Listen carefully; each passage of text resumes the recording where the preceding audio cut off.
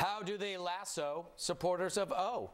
Well, an Obama campaign volunteer has shared with The Economist, which I believe is not a person but a magazine, how she draws others into the fold. And it's not at all culty. First, this unnamed lady mentions to pals in passing that she's been working for the re-election effort, making note of who seems most interested. Then after a few weeks of yakking about how super fun it is, and you know it's super fun, she brings them to a house party hosted by another volunteer with some political talk, but not too much, and lots of coffee and cake. Finally, she invites them to a boisterous night at the campaign office where they snack on sandwiches and make phone calls to potential supporters. That's exactly how the Beliebers got me. So let's discuss this in the lightning round.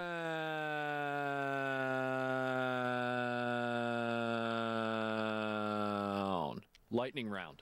See, that brainwashes me, that whole lightning round thing. Kevin, if you replaced Obama campaign with Sun Worship Group, this would be a great cult. Yeah, it kind of would be a great cult. You know, I know some people who are involved with Opus Dei, the Catholic religious movement, and they do it exactly the same way. They have conversations, they kind of bring people in a little bit, they judge their interest. The difference is that actually is a religious movement. So you expect it to have some, kind of culty aspects to it. But this is a political campaign. You don't really want to treat it like a religion. So it's kind of creepy and authoritarian and totalitarian. Or awesome, Jamie. This could be a great strategy. I was reading over it, and I'm thinking, that sounds like fun. No one invites me to cake and coffee. Yeah, of course. This was a cult in 2008. It's not vibrant as it once was. Oh, God. Wow. Sam, would this convince you to join over time? I'm thinking about it. I think it's fascinating that they don't talk about the politics. Yeah. Don't talk about any of the ideals or the tenets or the politics that are involved in. That's Bill, as a member of many man-baby cults. Yes, they're not cults. Yeah, they're more of just like focus groups. Interest groups. Can you confirm this is pretty much how they get you? It's how they get you. I respect Romney's campaign way more because they're very upfront. Do you know where Midbot's off button is, and can you push it if Romney care comes off? And if they say yes, you grab them. On the table, Greg. That's the way you got to be. I think this makes sense to me because the campaign, it was kind of like a vitamin. Or actually, the campaign to me was always like joining a gym. So you join the membership, but you don't really go a lot. You just got, if you go you start going like 3 times a week, and then it's once a week. That's like it makes you feel good that you're taking part in something, and that you're doing something for society, whether you are or not. That's another question. Next topic: a New England coffee shop, is there any other kind, is reportedly under investigation for hiring discrimination for employing mostly young, pretty women.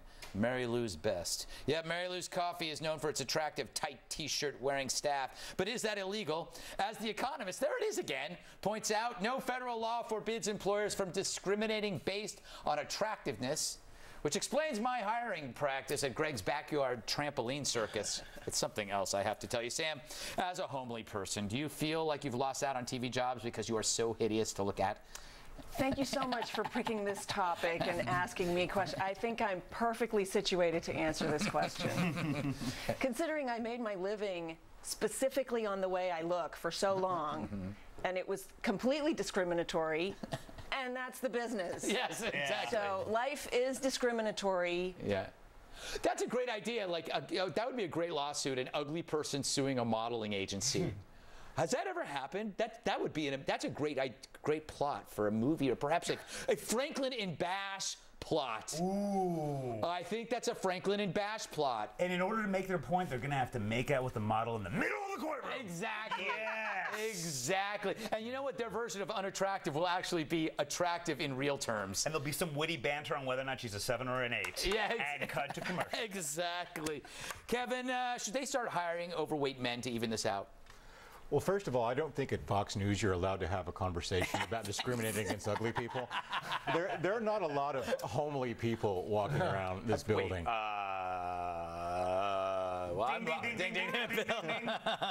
Red Eye is the exception that proves the rule. How about that? I'm not even sure about that, honestly. We all can't look like Frank Luntz, all right? We all look like It's in Frank the eye of the Luntz. beholder. What? He's gorgeous. It's unrealistic body ideals from the top on down. Hey, I can't keep up with him. Strike that name right off the future guest list. No, I got to take a break. That was very funny. All right, Jamie, did I already ask you a No, you question? haven't. You have 30 seconds. Say whatever you want.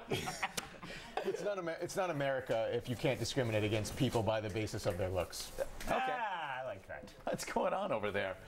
What is happening? All right, we got to take a break. Coming up, another edition of Mail Time. I thought somebody was having a heart attack over here. He was doing like a flasher. It was like freaking me out. Did you hear that?